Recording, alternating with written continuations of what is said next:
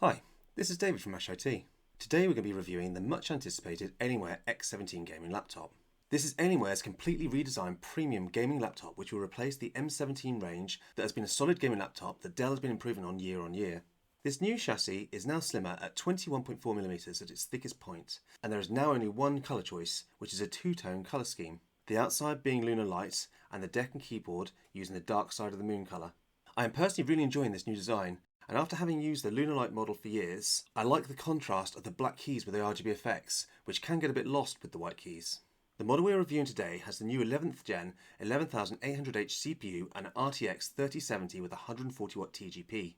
This model comes in at just over 3 kilograms, which being reasonably heavy by 2021 standards, is actually not bad at all for a 7-inch gaming laptop.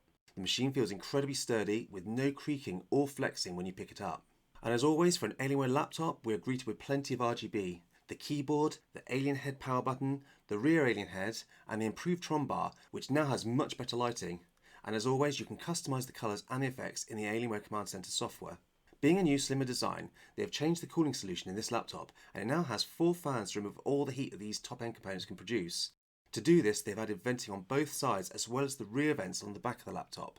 Now this means that most of the ports have now been moved to the back of the machine, with only the PSU socket and the headset jack being located on either side. Around the back of the machine, the port selection is good, with a Thunderbolt 4 port, a USB-C, 2 USB 3.1s, an HDMI 2.1 and a mini display port. It also has a micro SD reader, just in case you plan to use this machine for content creation. My only gripe with this is I would have preferred to have a USB or a USB-C on either side of the machine, as having to lean over the laptop to keep plugging in devices can be a bit tiresome.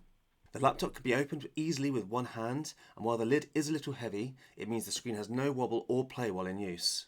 Looking at the palm rest, it has the same high endurance coating as per last year's laptops that seems to withstand staining much better than the old rubber finish. It will still pick up marks and palm oils, so you'll need to keep that microfiber cloth at the ready, but this is nothing like a razor blade fingerprint magnet.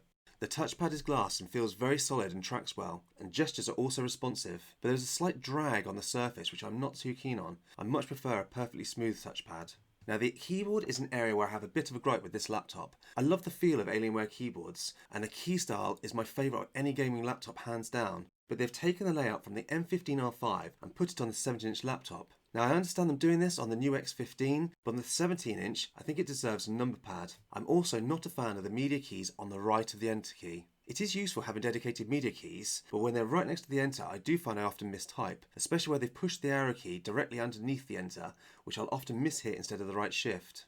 Moving up to the screen, we have a 165Hz 1080p IPS panel on the base model. Now I want to start with the bad news. This model comes with no muck switch, which is a real shame. But other than that, this AUO 5793 panel is very good with 369 nits of brightness, good colours, and it feels very responsive. Looking at the UFO test image, it was very clear with no ghosting or trails. This will make a great panel for gaming at 1080p. And finally, all Alienware X17 and X50 models now come with Windows Hello, and this is brilliant because it's my favourite way to log into Windows. I've been using this on this X17 and Windows Hello has been incredibly responsive and logs me in quickly. So this is the webcam and the microphones on the new Alienware X17 laptop. The X17 not only has 4 fans, but it also uses a vapor chamber cooler and gallium silicon thermal interface material. So let's take a look how this laptop actually performs. Now I've tested the laptop on 3 of its power profiles, quiet, balanced, and max fans, to see how the benchmarks react to each of these profiles. And the good news is, all the profiles are usable, even for gaming.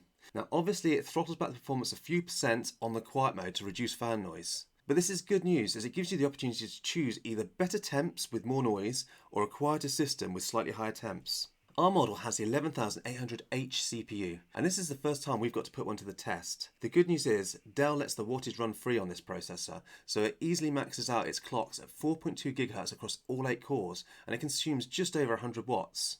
Now this gives an impressive score of over 5,000 points on Cinebench on its max fan profile. The Geekbench 5 scores were equally impressive, especially the single core scores, which has received a big boost with these new 11th gen CPUs. Now this is going to make the machine feel snappier in day-to-day use. As we start to test some game benchmarks, you can see the scores are in line with what we expect from 140 watt 3070. And the good news is that the laptop does this without overheating or throttling, and we get the full 5120 CUDA cores, which was the problem we had with the M17 R4 on release. Now this is something we will be investigating further in our performance deep dive, and I'll also be looking to tweak the system to make sure you get the most out of your Alienware. So make sure you subscribe if you wish to see that. Okay, so with the benchmarks out of the way, let's fire up some games and take a look how it plays. Okay, so for gaming we're going to do a little bit of Warzone because it's a good use of GPU and CPU power.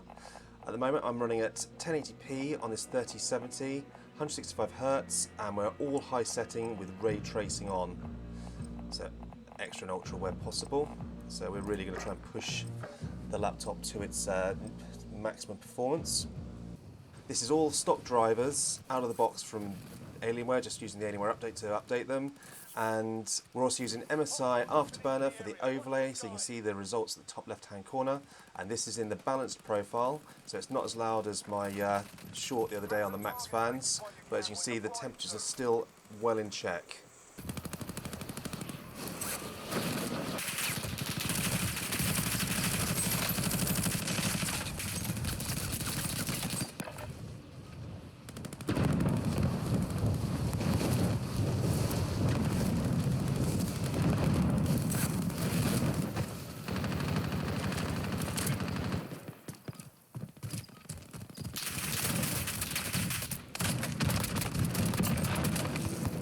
Fast, get to the safe zone.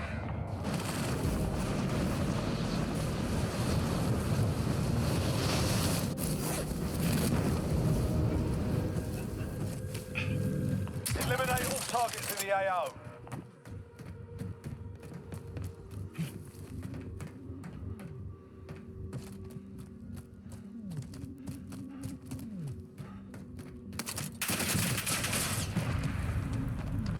Okay, so whilst I'm in the gulag, looking at the temperatures in the top left hand corner, this quad fan system is really doing its job. This is only on balanced, so I'm not even on max fans. You can see the temperatures are in the 70s, and yet I'm using 45 watt on the CPU and between 120 and 130 most of the time on the GPU. It's obviously not so heavy inside the gulag, it's worse when you're outside. And I'll just mute the audio for a second. And I'm going to just test the decibels of this on balanced.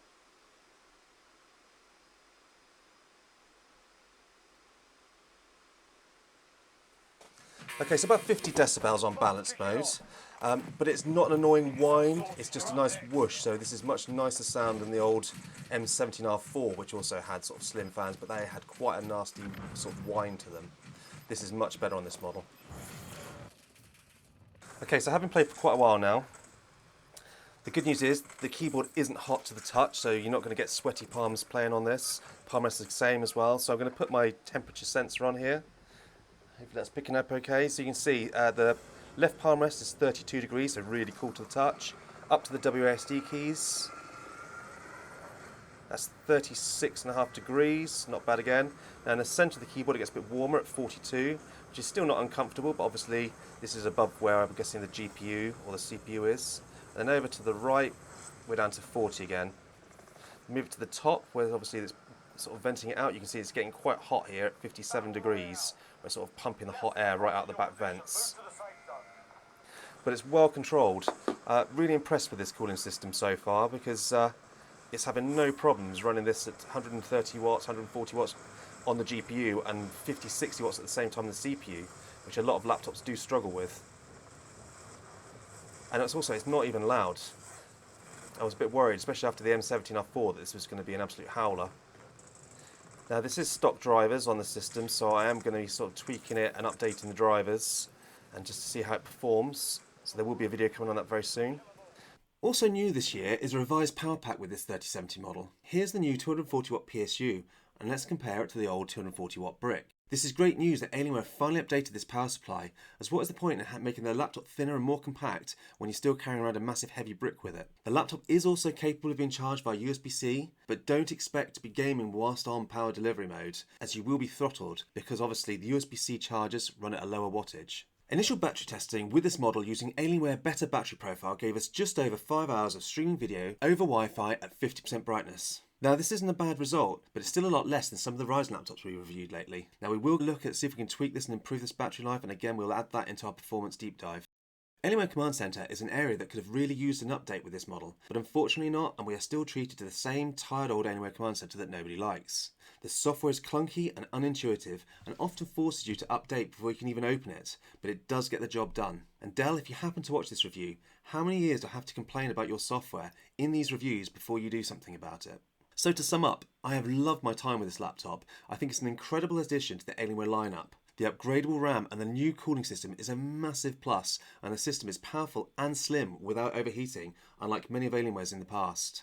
Obviously, there are going to be some gripes, most importantly the lack of QHD option or a muck switch on the base panel, and I would love to see the Alienware Command Center improved. But overall, this is an incredibly solid package that I would recommend to anyone looking for a dedicated gaming laptop. So let me know what you think of this laptop in the comments, and thank you for watching.